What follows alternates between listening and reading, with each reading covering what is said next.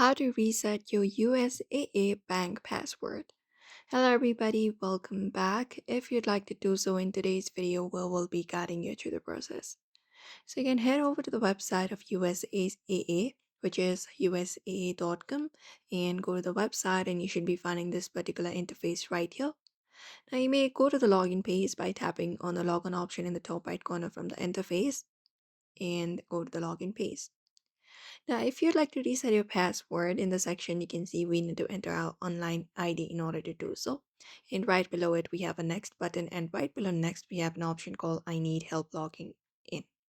So you just need to tap on that option, and once you tap on it, it will give you three different options available. And in order to reset your password, you can select the second option called reset my password and tap on it. Now, once you tap on it, you will be taken to the profile recovery page. You just need to follow on the on-screen instructions to go ahead and reset your password. So here, enter your online ID or the USAA number. You can just go ahead and type it in here.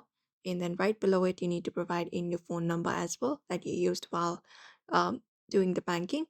After it's entered, you will be finding this option called text reset link, or you can even use other options to reset your account or password, and that's it.